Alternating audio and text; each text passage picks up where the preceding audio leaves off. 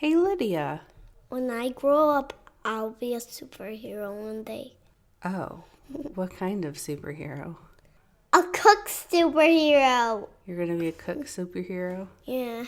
Can I ask you a question, superhero? Okay. Do you know what community is? Yeah. What's community? I know cook communities only. What's a cook community? A cook community when you grow up to be a chef and then cook a lot of food for everyone. Oh, so the little chef community, they all take care of each other, right? Yeah. And cook. Yeah, what happens if you see someone who doesn't know how to cook? Then I'll teach them how to cook so they will know how to cook and they really want to cook. Oh, is that what cooking communities do? Yeah. Yeah, so whenever another cook needs help, you help them, right? Yeah. Yeah, kind of like how mommy and daddy help you when you need help. Yeah. What happens if one of your chefs in your community gets sad? I'll cheer them up. Oh, how do you cheer up a chef? By teaching them how to cook. Oh, so if you see a chef sad, you try to cheer them up. Just like if mommy and daddy see you sad, we try to cheer you up because you're part of our community, huh? Yeah. Yeah.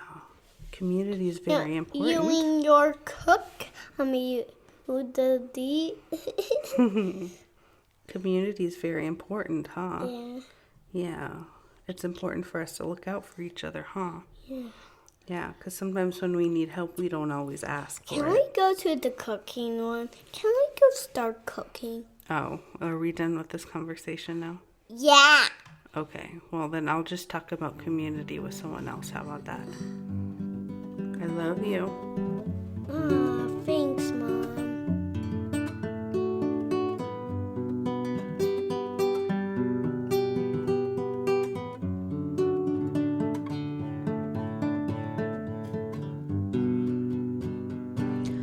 Welcome to the Get My Head podcast. I am your host, S.M. Holland. Today I'm going to be speaking with Melissa on the importance of community and what role it plays in your life and what role you should play in your community's life. We do not come to a solid conclusion at the end because I don't think there really is one, and it definitely differs from person to person. I hope you get some good insight for yourself and your community. Without further ado, I hope you enjoy it. Well, hello, my name's Melissa, and I'm originally from Fairbanks, Alaska in the United States. It is part of the United States. I don't know why I said that, I'm so sorry. I am now living in the same community as you, Shyla, for the last, I guess you could say I've been here about 10 years, 9.5 years. And I think being here is definitely a much more intentional community than where I'm from, but still very much the same. Something we had talked about before, and I want to continue the conversation, is about the importance of community. Mm-hmm. And I think especially in the Western world, community is lacking. I agree. And I also firmly believe that that is the cause of the rise of mental health issues for people in general these days. Yeah. And you recently sent me It was a newspaper article. Yes. It was from my hometown's newspaper, and it actually is from my hometown. The article takes place in, and it was kind of shocking because there's always like a little bit of a hermit in all of us, and we all kind of want to be at home and kind of watching Netflix or reading books. But when is it becoming too much? And so that was kind of the idea that I was thinking about as I read about this article of this guy in Fairbanks who had become more of a hermit. And I'm trying to remember how it all unfolded, but I think what really kind of happened is he stopped paying his taxes in about 2014. And his house then got, because if you don't pay your taxes, then the state can come back in and take your land. Mm-hmm. So his house was auctioned off, and somebody bought it, the property, and was so excited because it's beautiful property, just right in the hills of Fairbanks, and went in and opened the door, and there was the owner. He had committed suicide, and they think back in 2014, and his body wasn't found until 2018, just recently, and thinking, what is the role of friends in this situation? What is the role of neighbors? And as you read the article, you would see that the neighbors had called the state troopers and asked to do a welfare check. But since there was nothing out of the ordinary, they didn't break the door down. Friends stopped by and knocked, but they didn't break the door down. What's the role of a friend in that situation? And at what point do you say, hey, I haven't seen you in a week, or 2 weeks, a year. We need to fix this. We need to see each other and talk. It struck a chord with me because I do tend to hermit a lot, just naturally, especially after crazy Nashville stuff and everything, that I tend to be more of a hermit because I feel the need to I need to protect myself. Yeah. But in that case too, what is the role of community for someone who, you have natural, what's her name? One of our friends who moved away to Canada. Her just natural personality was to just be by herself in her books and her movies, and that's just who she was and everything. And we all just accepted that. We all knew that if we needed to see her, then it was our job to call her or to text her, and it worked out for her that way. But not everyone is like that. And I think that that's part of living in community, is knowing each other's strengths and weaknesses, and knowing that for our friend, she enjoys kind of some quiet space and reading books, especially over the weekend. She maybe just want to get away from people that she knows so she doesn't have to talk to them. Yeah. And I think that's healthy, and we should allow that for our friends. But at what point does that become, hey friend, I haven't seen you in 2 weeks socially. Are you okay? Yeah. Have I done something to offend you? I don't know. Let's have an awkward conversation. Yeah. And let's figure out what's going on. Yeah. And I think it's hard because there's not an answer. That's not cut and dry. It's not we're talking about something specific depression or bipolar or schizophrenia, where there's these line set of rules that you follow, and oh yes, this person has borderline personality disorder because they fit in all these slots and stuff. You can't do that with a person concerning community. So at what point is it your job as a member of this person's community to step over that line and to be are you okay? Where are you? What's going on?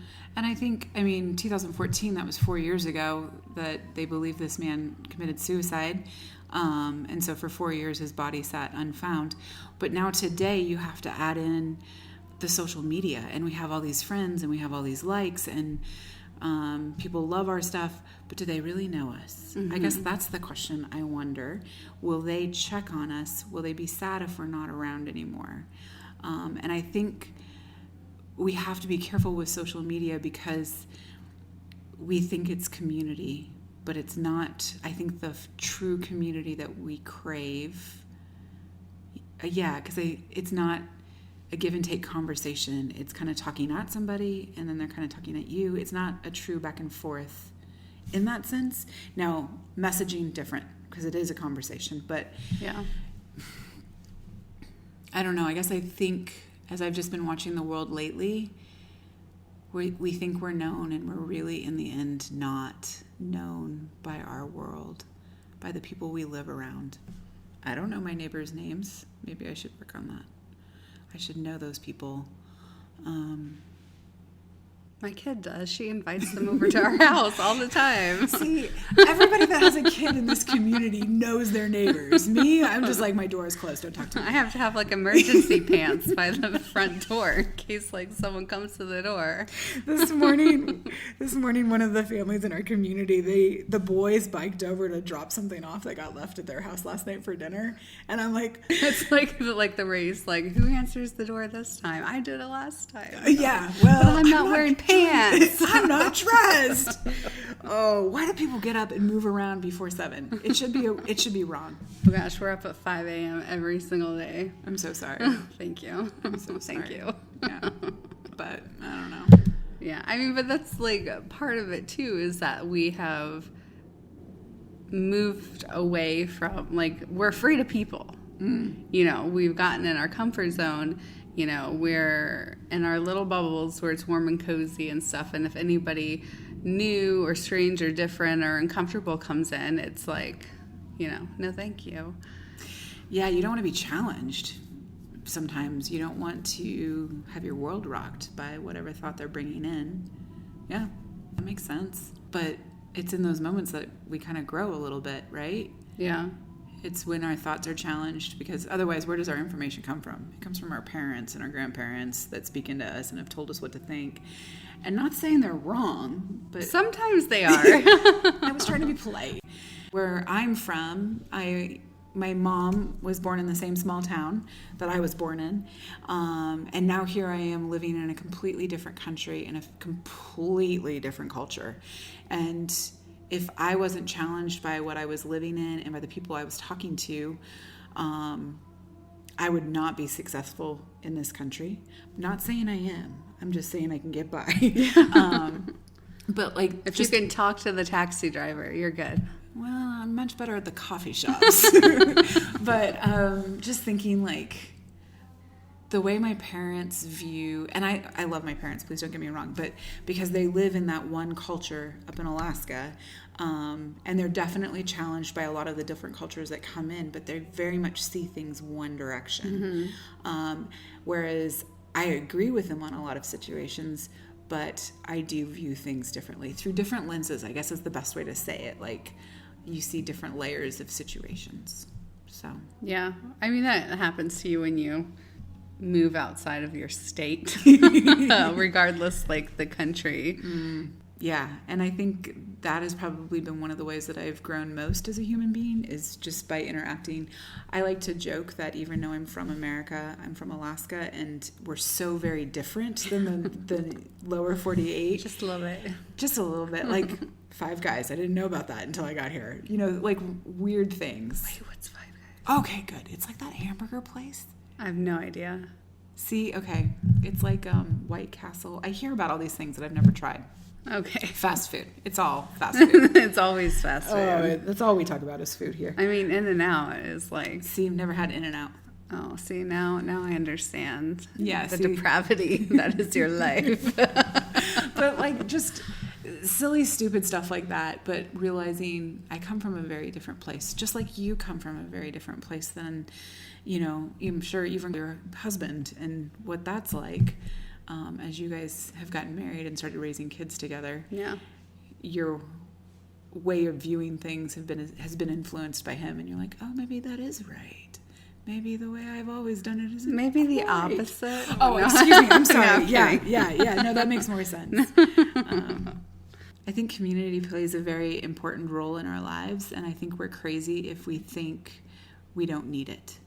I think we're not being honest with ourselves if we say we can live without people speaking into us or into our lives, challenging us in what we think and believe. And so for you, where is the line where it's too far for you to step over to get involved in somebody's life? If you see somebody struggling or you haven't seen somebody for a while, is it important for you to cross the boundaries for yourself or for them to make sure they're okay? Or is it one of these things that you stand on the other side of the line and just wave and go, hey?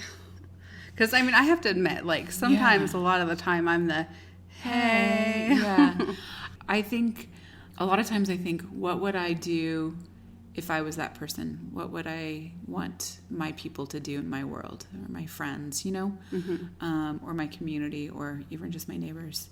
What would I want them to do? And as much as I think they probably want me to leave them alone, but there's a small part of them that doesn't, that's probably when you want to do something. Or if you're like looking around, like, who's going to do something? That's usually a good indicator that you should be. Yeah. If someone's not, it probably means it needs to be you, doing something. Well, it's hard though, because when you are that person who's depressed and hermiting or whatever, there might be some small part in your mind that you want someone to reach out. But in reality, when you're so stuck deep in the pit, like, you can't reach out. Yeah. And there's no physical, mental, emotional way that you can reach out, because any will for anything is just gone. Yeah. So in that case, I feel like that is the job of the community, moms, dads, sisters, brothers, husbands, spouses, partners, whatever, to reach out to that person, because when someone's falling into something like depression or struggling with their mental health, you can see that there's like a clear shift most of the time. A lot of people are really good actors, so sometimes it is hard to tell, but there's still like indicators, you can follow along in, which is why I think things like education for mental health need to like start young, like elementary school, so they can see that it's an important part of your community to like look out for each other. Yeah, and I know there's a family within our community that when their daughters were really young, like preschool age, they were partnered up with some special needs children. And I don't know anything more than that, but I do know that those two girls now, as high school students, are emotionally very healthy. And I think it's probably because they learned at a very young age how to deal with some of those awkward situations. And I don't fully know the whole story there, but I just think, man, you got to deal with that early, and you got to see, you know what, this is kind of normal for the world we live in. Everybody has a little something in their world, whether they're dealing with depression or bipolar or a family member with that. Everybody has something in their lives, and I think we're dumb to pretend we don't. Yeah. And I think that's the difference between the generations too, because I feel like we're getting to a place where people are more open about it. Because I talk to my girls about mental health and my mental health and the things that I struggle with when they ask, because they're still young enough that it's not appropriate for me to sit down and dump. If something's off and they ask, like, we'll talk about it, at an appropriate level, because they need to know.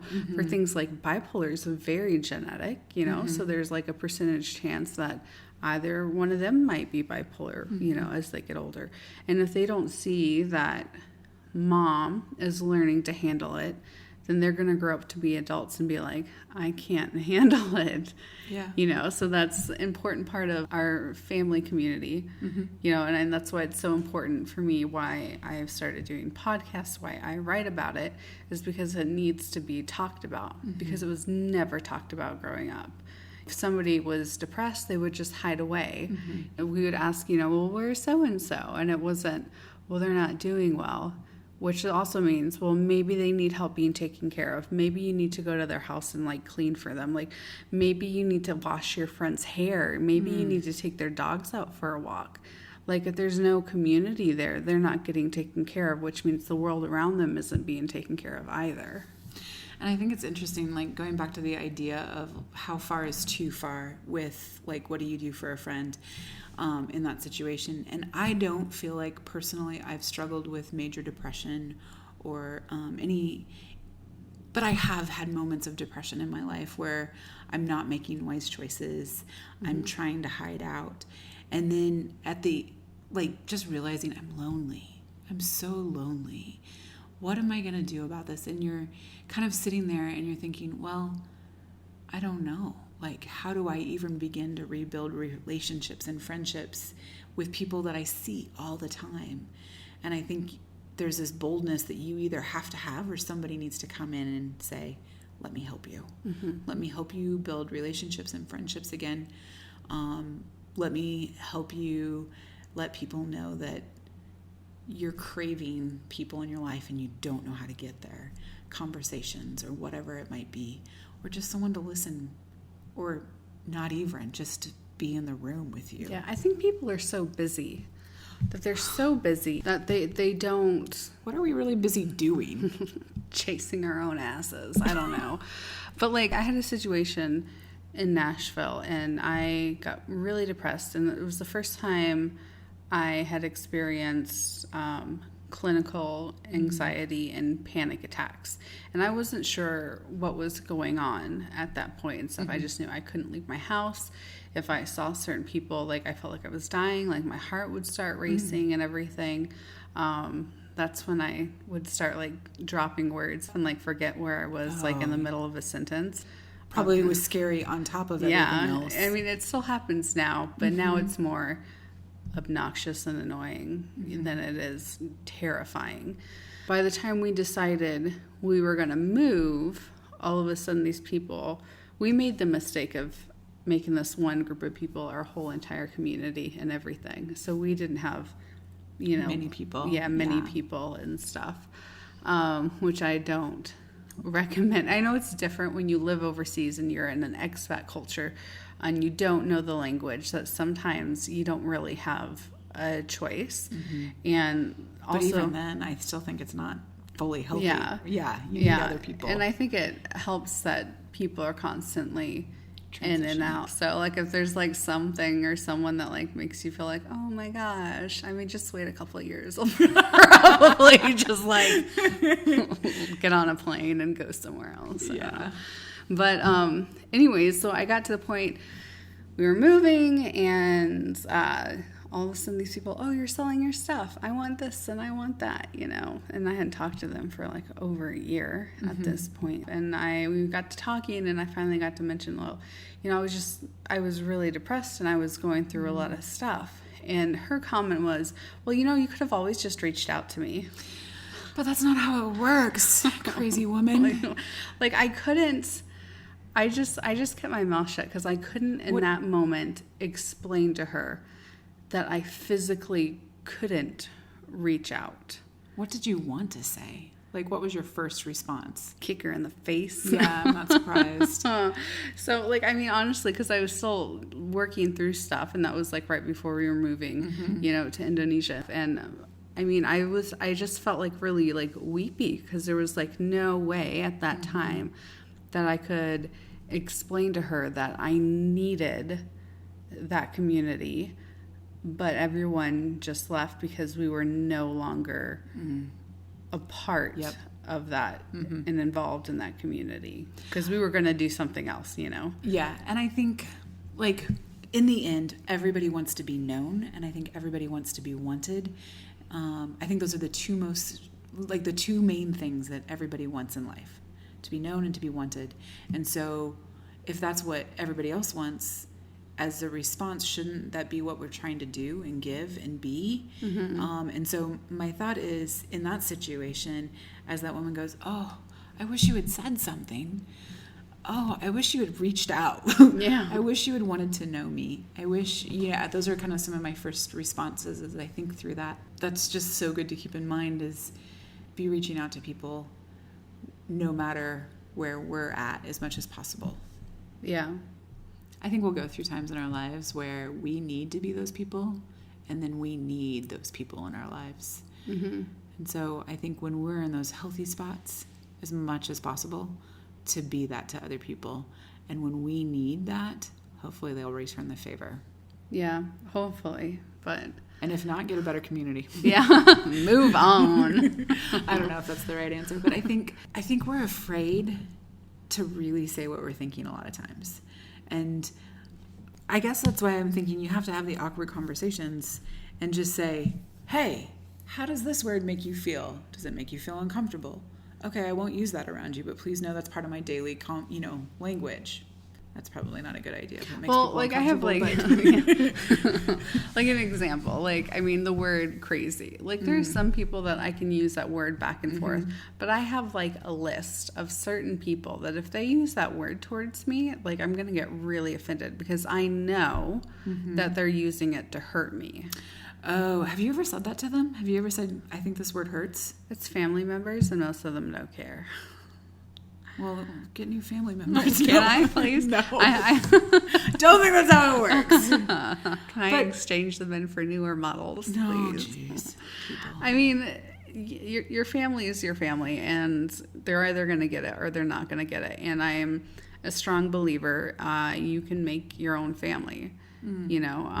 And there's members of my family that I love and I care for greatly, you know, and even the ones that don't get it, like I still love and care for them.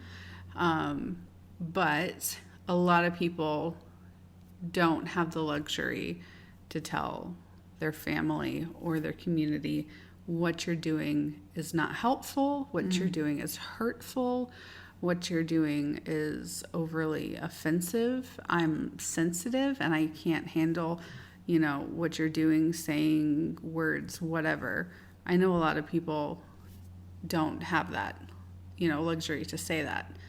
But if they did, I think they need to pack up and move on, whether it's family or community. Because I think we have to realize that we live on a planet where people aren't as blessed as me and people aren't as blessed as you are with the people that we've surrounded ourselves with. And I had to learn the hard way of who is okay to trust. That's hard. Which is really hard because I'm a very trusting person, and my first reaction is, and because I'm a third culture kid, I've moved around a lot. I'm a military brat, so the first reaction is you move around, you meet friends, all of a sudden you tell them everything about you, so you can be friends really quick and really fast and really strong, and that's not the norm for the rest of the world. And I'm like the opposite of that. I grew up in the same town of like 80,000 people, small town compared to where we live today, I know. But military base real close to us. And so I constantly had the people transitioning in and out.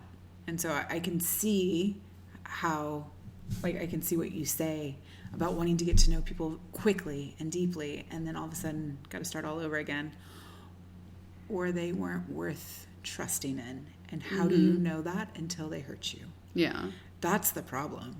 I think is I think as we get older, we get wiser and we can kind of almost see how they're responding to things, or maybe the words they used, you'll know whether or not you can trust them throughout your conversation. But it's not going to be until you get hurt that you learn those questions or those key things to look for. Yeah, which I think is why it's important to have a community, because you need someone to fall back on for those situations and stuff. And I think as an active member of a community, it's important to check up on those people who fall back on you, because they need someone to fall back on. And if you're not there, they're going to hit the ground real hard.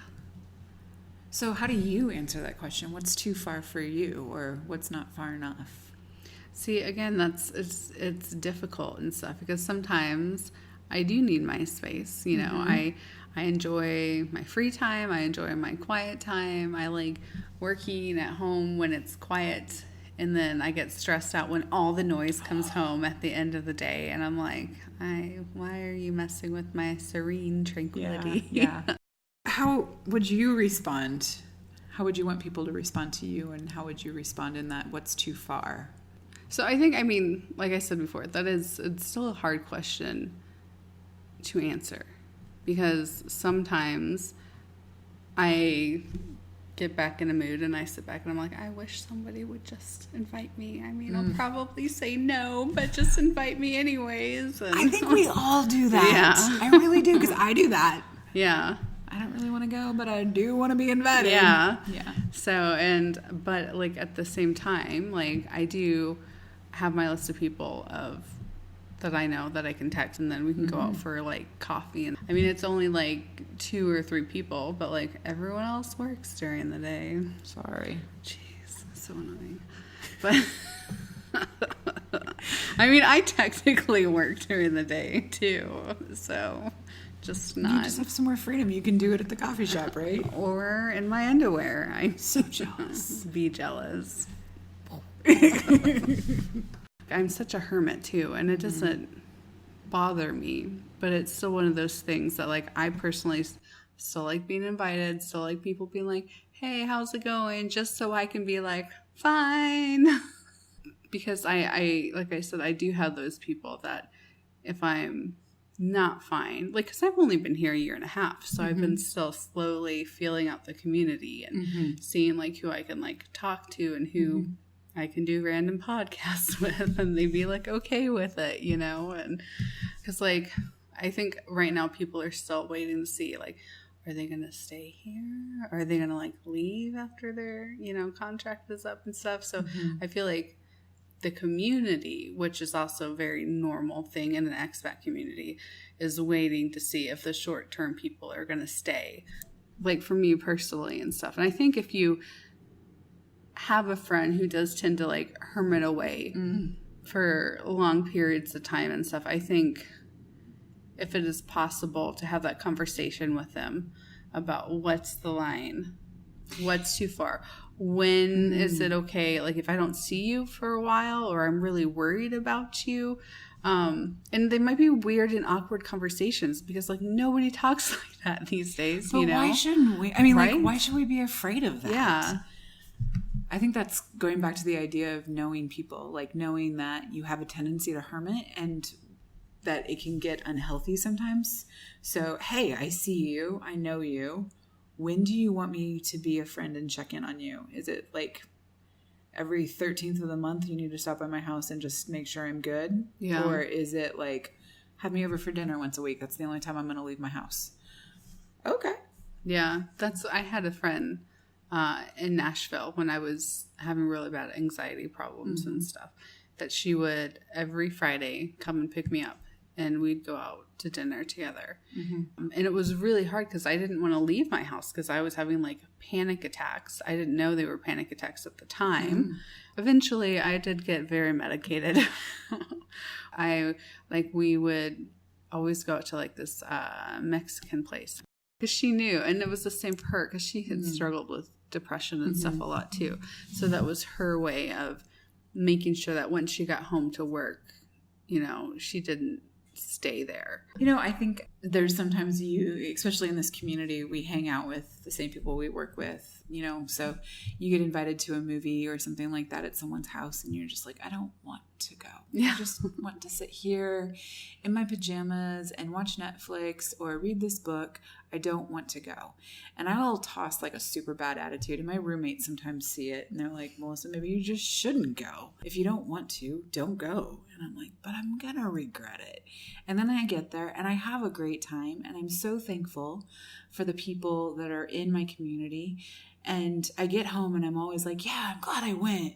So I think even non-hermity type people, even though I kind of see myself as one just a little bit, I think we struggle with that too. And I think knowing that going into some things, I don't want to do it and literally might have to be pulled from the house kicking and screaming type idea. And then I'm the one pulling myself from the house, not like my roommates or anything like that. Yeah. But yeah, just like how thankful I am after the fact that I had great conversations with people, or I got to eat or whatever, you know, like I do eat on a regular basis.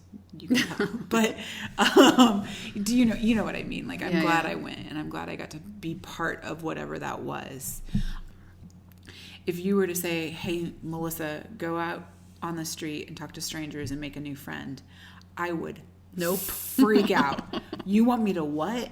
But if you go, hey, Melissa, for your job, we're going to need you to go out on the street and talk to these people about where you work and hopefully get them to enroll at the school.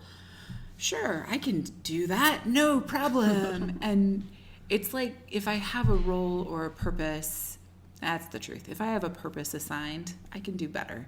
But if it's just for my own self, maybe I just don't value myself enough. That's the truth. That's the truth for a lot of people. That's the truth for myself. Yeah. Yeah. Why do we not value ourselves enough to make new friends? Right. I think it's back to judgment and social media and assumptions, because I personally assume that people are better off without me, or they're doing, having a better life, or they think I'm really weird and strange, obviously. I shaved my head recently. That's a weird, strange thing to do. Saving money on shampoo. Totally. Like you wouldn't believe. That's like 20 inches of hair gone. Yeah. But you know what I mean? I have these, and I've been working on it, and I'm 100 times better than I was last year. Mm-hmm. I still have about 100% more we all do, to go, you know. But that's been a huge struggle of mine, is dealing with preconceived judgment that I am assuming that other people have against me. And that's what really holds me back. Do you ever just ask somebody, hey, this is what I think you're thinking? Is it true? I wish I was brave enough to do that, but I don't think I ever could, because the big thing is to realize it's all in my head. Mm-hmm. It has nothing to do with them. And even if they did think that about me, it's their problem. It's not mine. But I think you quickly realize that they're not thinking anything about that, about you. They're actually thinking about the pizza they want to eat. My therapist once told me, child, you are not that important for people to be thinking that much about you all the time. That is just so true. How many times do I go somewhere and they're speaking a language I don't understand and I assume they're talking about me? Why do I think I'm that important? Yeah. They're literally, because I'm not talking about them when I go to other places where they don't speak English and I'm with my friend. I'm not talking about them. I'm talking about something completely different. And I sometimes need to remember that. And I guess that's why I was thinking, when you're in those situations, just say, hey, actually, I don't know how to say that. Never mind. But this is what I feel. Maybe this is what I'm thinking. Is there any truth to it? Because I think your psychiatrist was right there. Not that important. You are. To them. You are. Not in the sense of... But they're not of, thinking about you that much. Yeah. Yeah. I don't know. What's the right way to handle that? And I think sometimes if you just legitly say, hey, this is how I feel, and it opens their eyes up to maybe some of the insecurities that you might have, and can not overcompensate, but maybe help balance that out. Yeah. Or at least know your intentions maybe a little bit better, or your thought patterns. And once again, that goes back to being known. Yeah, I think we're the Western society, at least, is moving into a direction where people are learning to be more open. Mm-hmm. So I think, hopefully, by the time this younger generation becomes adults, it'll be easier and more common for them to express their concerns with their mental health, with their teachers, with their parents, with their bosses. Mm-hmm. And I'm not saying that's going to be we got to coddle everybody, not at all. Because there's definitely things in life that you just have to suck it up and do, or do yourself, or you're just never going to grow up. But I do think where the Western society is moving in a direction of where it's more acceptable to discuss things like this as community and mental health and mental illness, and to be well, I'm bipolar and oh well. Yeah. Anyway, so thank you for joining me today and talking to me about the importance of community. Real quick before we wrap up, and this was not planned because I'm thinking about it right now. All right.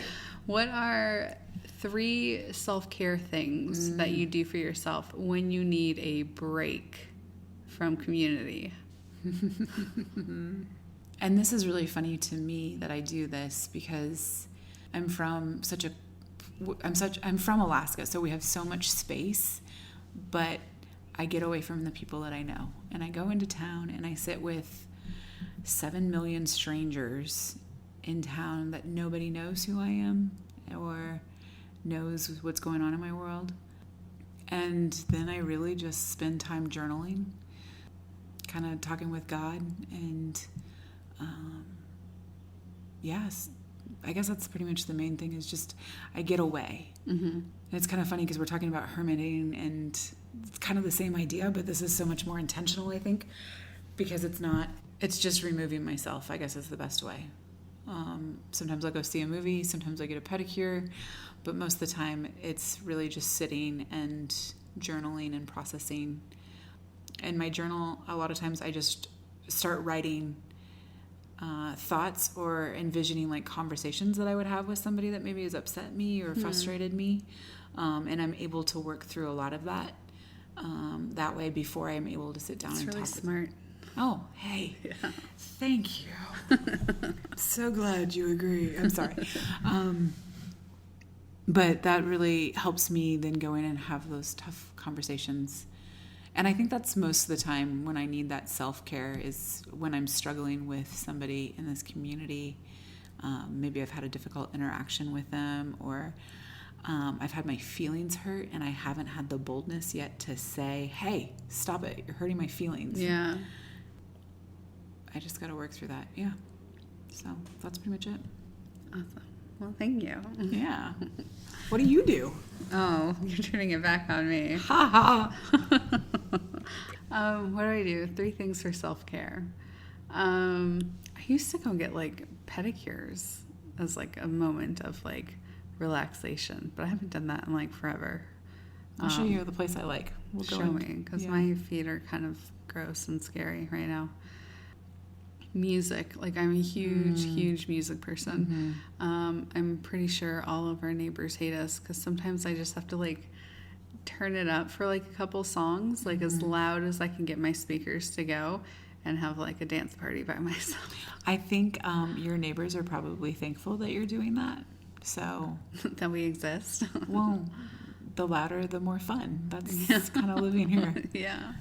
Also, like, we have like so many empty houses around. Blessed. Hashtag blessed. So I don't feel like super guilty. And another self-care thing, I don't know, maybe this sounds silly, but like naps. Oh, I live for a good nap. Like, I have to take naps. And if we get our hammock back up ever, like, that's the best place to nap. I think that's a true statement, though. A lot of times when we're not in a healthy place, we're probably not sleeping well. And so naps are pretty important. Yeah. Or at least that's the way I feel about when I get there. Yeah, I mean, I feel naps are important in any situation. Yeah.